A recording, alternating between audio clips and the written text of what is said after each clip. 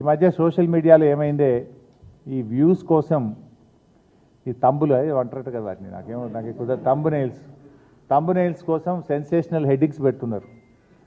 హరీష్ రావు బీజేపీలోకి పోయిండని, హరీష్ రావు కాంగ్రెస్లోకి పోయిండని, ఇంకేందో అయిండని, working president అయిండని, ఇవన్నీ అనవసరంగా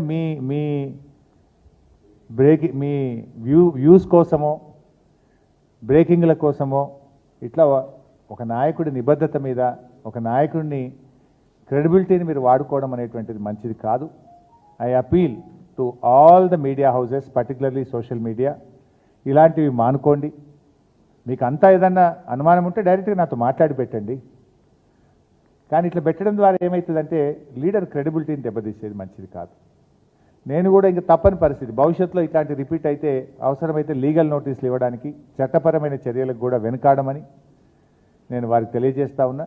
దయచేసి మీ థంబ్నెయిల్స్ను వాస్తవాలు ఉంటే పెట్టండి తప్ప మీకోసం మీరు లేని పెట్టి ఇట్లా మా క్రెడిబిలిటీని మా పార్టీని దెబ్బతీసే విధంగా వ్యవహరించొద్దని నేను ఇప్పటికీ చాలాసార్లు కూడా చెప్పున్నాను.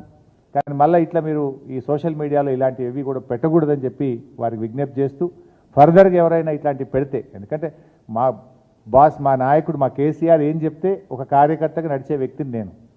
ఇష్టం వచ్చినట్టుగా వాళ్ళు వర్కింగ్ ప్రెసిడెంట్ అని పెడతాడు, వాడు కాంగ్రెస్లో పోతాడని పెడతాడు, వాడు బీజేపీలోకి పోతాడు, ఇవన్నీ ఉంటాయి అసలు. ఇట్లా నేను చాలాసార్లు స్పష్టంగా చెప్పాను, మీ బ్రేకింగ్ల కోసం, మీ లైక్ల కోసం, మీ వ్యూస్ కోసం, మీ రేటింగ్ల కోసం ఒక నాయకుడి యొక్క నిబద్ధతను నిజాయితీని దెబ్బతీయొద్దని, ఇలాంటివి మానుకోవాలని చెప్పి నేను విజ్ఞప్తి చేస్తున్నాను.